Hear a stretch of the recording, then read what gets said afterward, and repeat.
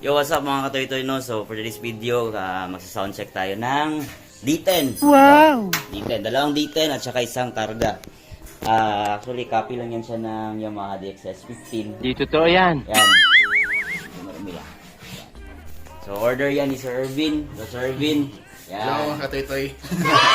Yan, so sound check tayo ngayon. So, dalawang mid-high lang to, tapos isang subwoofer. So, let's go.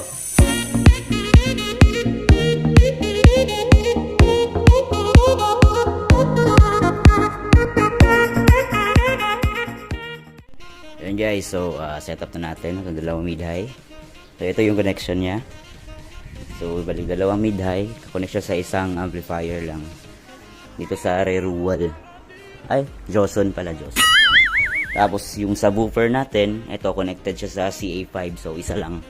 Dito sa channel A. Ayan. Pero yung yung mid-high, dalawa siya, input A tsaka input B. Yung sa subwoofer lang isa. So yun yung connection natin. So recap lang natin guys. So from left and right output ng mixer, yan, papunta siya ng crossover. Ito yung crossover dito. Tapos from output ng low dito sa crossover, connected siya dito sa CA5. Isa lang, yung isang channel lang. Pero yung mid-high, dalawa. Left and right siya. Alright. So dito wala nang naka left channel lang tayo sa woofer. So yung mid-high at saka sa woofer nasa isang channel. Yan.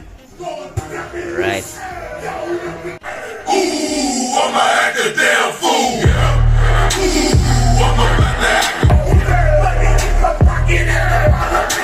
Funny people, listen up.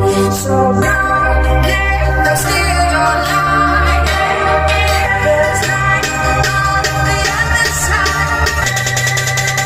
It's terrible.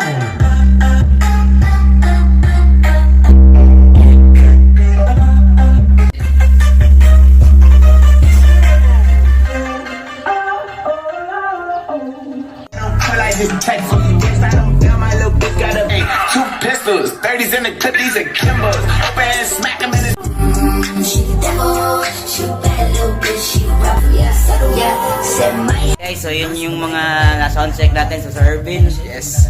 Awas Hindi kayo. Piti Katoy-toy. kayo. So yun guys, so till next DIY project mga katoy-toy. Alright.